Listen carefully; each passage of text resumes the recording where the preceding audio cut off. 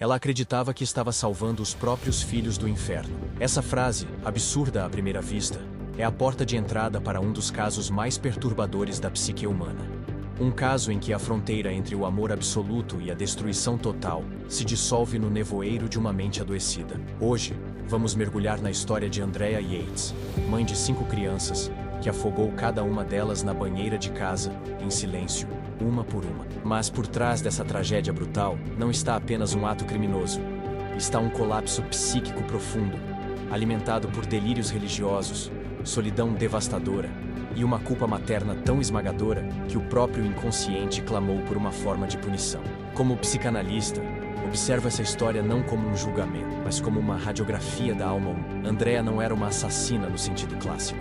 Ela era o palco de um conflito interno insuportável, onde o superego, aquela voz interna que nos cobra, nos julga, nos pune, havia tomado o controle de toda a cena psíquica. A realidade havia perdido o chão, e o simbólico, que organiza nossas experiências, havia sido destruído. Andrea nasceu no Texas, em 1964. Desde cedo, mostrava-se uma aluna exemplar, tímida, contida, introvertida, seu olhar sempre baixo, sua voz quase sussurrada. Ainda jovem, começou a apresentar sinais depressivos, mas como em tantas famílias tradicionais, esses sinais foram ignorados, ou pior, reprimidos. A dor silenciosa da infância é muitas vezes o ensaio para a grande tragédia da vida adulta. Na adolescência, Andrea mergulhou nos estudos e evitou qualquer exposição emocional. Não havia espaço para o erro, para o desejo, para o caos. Tudo precisava estar sob controle. Mas o que não é vivido, o que é recalcado, retorna. E às vezes retorna de forma O primeiro colapso depressivo veio aos 20 anos. Foi tratada com medicamentos e silêncio. Ninguém perguntava o que ela sentia. Ninguém via o pedido de socorro codificado nos seus gestos. Você já percebeu sinais assim em alguém próximo? Andrea se casou jovem, buscando construir a família ideal. Aquela que supostamente traria sentido e redenção para suas angústias internas. Porém, o que deveria ser um porto seguro transformou-se em um terreno instável. O marido, inicialmente um apoio, pouco compreendia as tormentas que se desenrolavam no inconsciente dela. Aos poucos, a função paterna, que simbolicamente deveria garantir proteção e estabilidade, entrou em colapso dentro daquele núcleo familiar. Sem esse suporte, Andrea se viu isolada, imersa em um vazio que se tornava cada vez mais difícil de conter. A chegada dos filhos não trouxe alívio. Ao contrário, aprofundou um conflito latente. A expectativa de ser a mãe perfeita converteu-se em um superego punitivo implacável. O ideal materno, impregnado de normas culturais e religiosas, pesava como uma sentença perpétua. Cada sorriso forçado, cada olhar vazio, era um grito silencioso de desespero. A culpa inconsciente, que Freud descreve como uma força interna que nos atormenta por desejos proibidos, tornou-se uma prisão mental inescapável. Andrea passou a acreditar que estava em uma missão divina. A psicose se instalou quando a linha tênue entre o real e o imaginário se desfez completamente. Delírios religiosos passaram a ditar sua realidade, como se um arquétipo sombrio, a mãe sacerdotisa, tomasse conta do seu ser. Esse estado a afastou do princípio da realidade, a base que nos ancora em um mundo compartilhado e comum. Nesse descolamento, o retorno do recalcado, aquela parte da mente reprimida que insiste em emergir, ganhou forma violenta e devastadora. O sofrimento invisível de Andrea não era reconhecido pela sociedade. Ela caminhava como uma sombra ambulante, carregando um fardo psíquico impossível de expressar em palavras. A psicose, nesse contexto, não é apenas um surto, mas um grito mudo de uma alma despedaçada tentando desesperadamente encontrar sentido em seu caos interior. Você já sentiu que alguém ao seu redor vivia uma luta interna invisível, que não era evidente para os outros, mas que gritava em silêncio? Naqueles momentos de crise profunda, o inconsciente de Andrea tornou-se palco de batalhas simbólicas entre forças opostas. A função paterna, que Jung descreve como parte essencial do equilíbrio psíquico, estava ausente, criando um vazio onde a sombra, os aspectos ocultos e reprimidos da personalidade, ganhou poder absoluto. Ela não conseguia mais distinguir entre o bem e o mal, entre o amor e a punição. A psicose, nesse sentido, se manifesta como uma ruptura radical com o real. Um retorno ao estado primitivo, onde o princípio do prazer e o princípio da realidade colidem violentamente. A culpa materna, um tema tão carregado culturalmente, aparece aqui como um superego punitivo cruel. que não permite alívio ou perdão. Andrea sentia que seus pensamentos mais íntimos, seus desejos inconscientes, eram inaceitáveis e perigosos. Reprimidos, esses desejos retornavam como fantasmas, assumindo formas delirantes que a dominavam por completo. O delírio religioso funcionava como um mecanismo para dar sentido ao sofrimento, mas também como uma prisão que impedia qualquer fuga para a lucidez. O colapso simbólico da função paterna, por sua vez, não foi apenas uma ausência física ou emocional do marido, mas a ruína do arquétipo que deveria sustentar o mundo interno dela. Sem esse suporte, Andrea mergulhou em um isolamento absoluto, sua mente fragmentada em múltiplas vozes e imagens perturbadoras, que culminaram no ato final de destruição. Essa história, embora extrema, reflete dilemas que muitos enfrentam em silêncio. A linha entre sanidade e loucura é tênue, e o que parece ser uma escolha consciente pode ser o último grito de uma mente que perdeu contato com o real.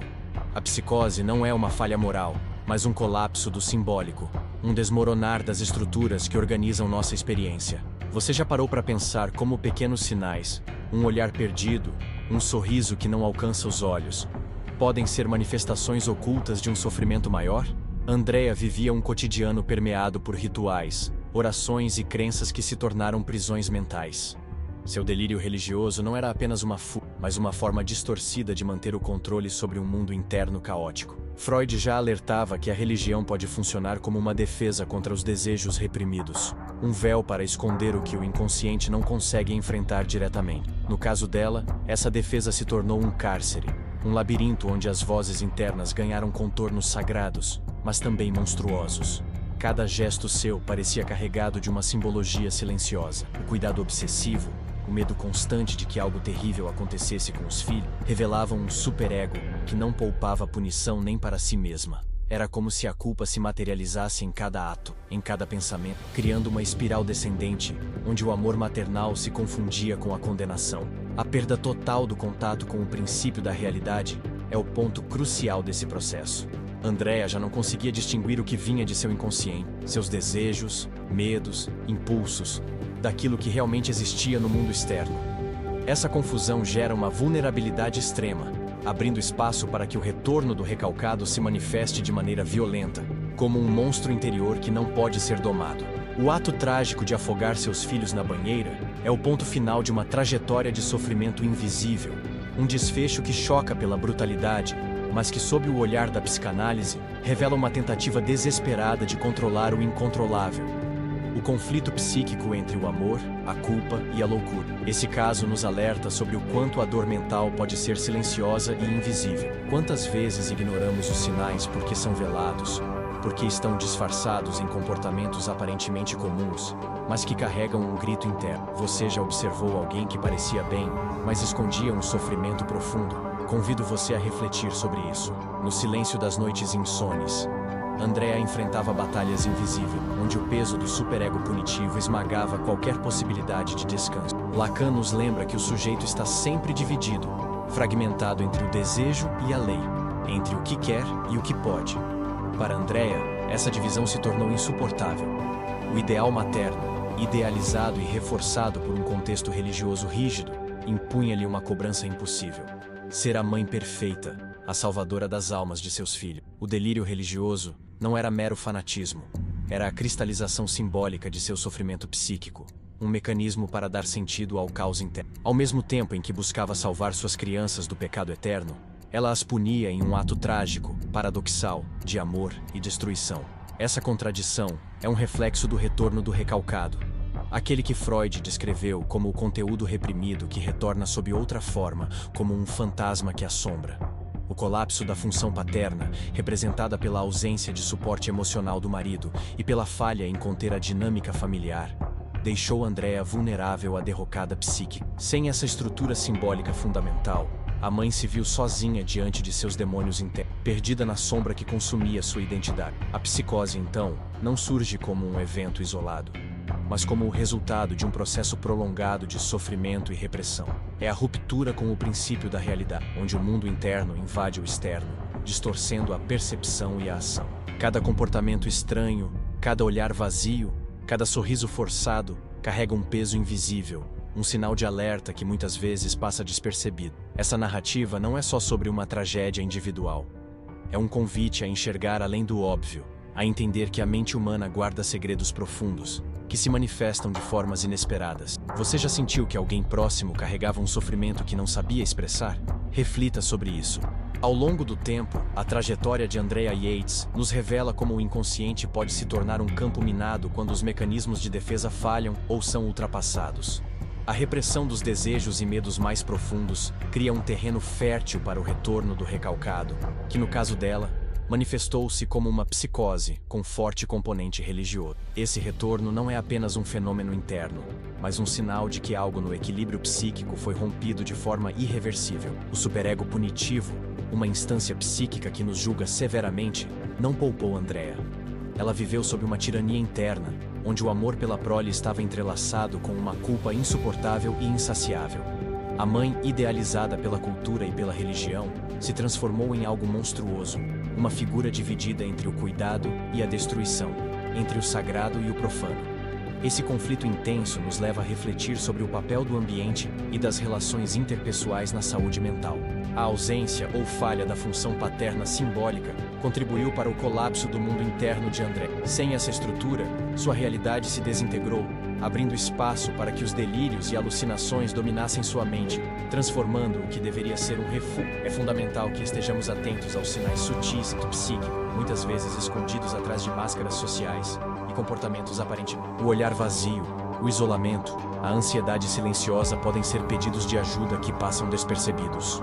Este caso nos desafia a compreender que a loucura, longe de ser apenas uma falha individual, é um fenômeno complexo, enraizado em dinâmicas inconscientes, culturais e relacionais. Você consegue identificar algum comportamento ao seu redor que possa estar dizendo mais do que aparenta? Pense nisso.